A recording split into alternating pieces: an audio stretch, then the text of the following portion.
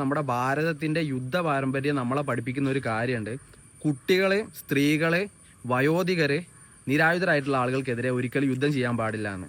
Hi, അപ്പോൾ ഇന്നലെ ഞാൻ പാലസ്തീനെ സപ്പോർട്ട് ചെയ്തിട്ട് ഒരു വീഡിയോ ചെയ്തിട്ടുണ്ടായിരുന്നു. അതിന് ഞാൻ എക്സ്പെക്ട് ചെയ്ത പോലെ തന്നെ ഒരുപാട് തെറി കമൻറ്റുകളും ഹെയ്റ്റും അങ്ങനത്തെ കാര്യങ്ങളൊക്കെ വന്നിട്ടുണ്ടായിരുന്നു. അത് ആരാണ് ചെയ്തത്, എന്താണ് അവരുടെ ആവശ്യം എന്നുള്ള കാര്യമൊക്കെ എനിക്ക് നന്നായിട്ട് അറിയാം. അവർക്കുള്ളൊരു എക്സ്പ്ലനേഷൻ വീഡിയോ ഒന്നും അല്ലത്. അവർക്ക് എക്സ്പ്ലെയിൻ ചെയ്ത് കൊടുക്കുന്നതിനെ കൊണ്ട് കാര്യമൊന്നുമില്ല. ആ സമയത്ത് ഒരു വാഴയോട് പോയി സംസാരിക്കുകയാണെന്നുണ്ടെങ്കിൽ അതൊന്ന് കാറ്റടിച്ചിട്ട് ആടെങ്കിലും ചെയ്യും. ചില ആളുകൾ കമൻറ്റ് ഇട്ടിട്ടുണ്ടായിരുന്നു, ഹമാസിൽ എന്താ സംഭവിച്ചതെന്നുള്ളതിനെ പറ്റിയിട്ടൊന്നും നിങ്ങൾ മറന്നു പോകാൻ നിൽക്കേണ്ടതാണ്. ഓക്കെ, 2023 ഒക്ടോബർ 7 ഹമാസിലെ തീവ്രവാദികളായിട്ടുള്ള ആളുകൾ ഏകദേശം 1200ഓളം ഇസ്രായേലികളെ, അതിൽ 500-ൽ ഏറെ ഇസ്രായേൽ സോൾജേഴ്സും പിന്നെ ബാക്കിയുള്ള സിവിലിയൻസ് പ്ലസ് ഫോറിനേഴ്സ് ആയിട്ടുള്ള ആളുകളെ കൊന്നു കളഞ്ഞിട്ടുണ്ട്.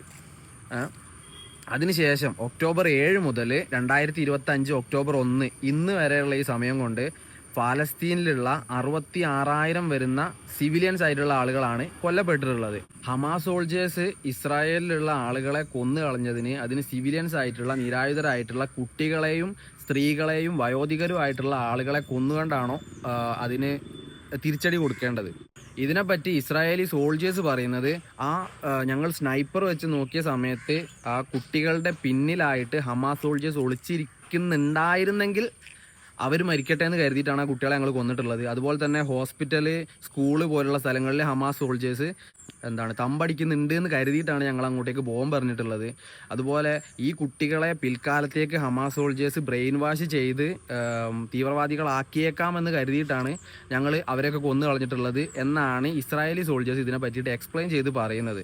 രണ്ടാമത്തെ കാര്യം, വേറൊരാളെ എനിക്ക് മെസ്സേജ് ആയിട്ട് അയച്ചിട്ടുള്ളൊരു കാര്യമാണ്.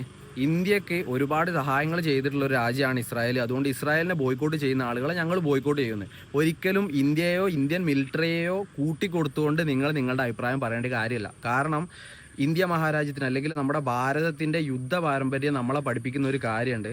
കുട്ടികൾ, സ്ത്രീകൾ, വയോധികർ, നിരായുധരായിട്ടുള്ള ആളുകൾക്കെതിരെ ഒരിക്കലും യുദ്ധം ചെയ്യാൻ പാടില്ല എന്ന്. അതുപോലെ തന്നെ ഇന്ത്യയിലേക്ക് നുഴഞ്ഞു കയറി ബോംബ് വെക്കുകയും സിവിലിയൻസിനെ കൊല്ലുകയും ചെയ്തിട്ടുള്ള പാകിസ്ഥാൻ തീവ്രവാദികളെ ഇന്ത്യ കൈകാര്യം ചെയ്തിട്ടുള്ളത് അവിടെയുള്ള സിവിലിയൻസിനെ എന്നുവെച്ചാൽ പാവപ്പെട്ടിട്ടുള്ള സിവിലിയൻസിനെ കൊന്നുകൊണ്ടായിരുന്നില്ല.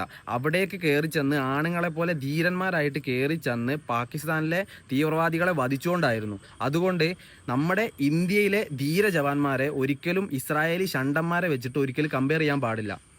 ഈ ജവാന്മാർ ഒരിക്കലും ഈ ഷണ്ടത്തെ പ്രൊമോട്ട് ചെയ്യുന്നില്ല.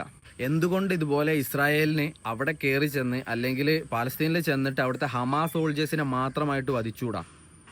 അതാണ് എനിക്ക് ചോദിക്കാനുള്ളത്. അവിടുത്തെ സിവിലൈസ്ഡ് ആയിട്ടുള്ള ഒരു മൊത്തം ജനതയെ വാഷ് ഔട്ട് ചെയ്തിട്ടാണോ ചോരക്ക് മറുപടി പറയേണ്ടത്? അവരുടെ ആവശ്യം ഹമാസ് സോൾജേഴ്സ് ആയിരുന്നില്ല. അവരുടെ ആവശ്യം പാലസ്തീൻ എന്ന് പറയുന്ന രാജ്യത്തെ മൊത്തം ആളുകളെയും കൊന്ന് ആ രാജ്യം പിടിച്ചെടുക്കുക എന്നുള്ളതായിരുന്നു. അത് ഇനിയും മനസ്സിലാവാത്ത ആളുകളുണ്ടെങ്കിൽ നിങ്ങൾ മനസ്സിലാക്കണ്ട, അത്രേ എനിക്ക് പറയാനുള്ളൂ. Anyway, I strongly support Palestine.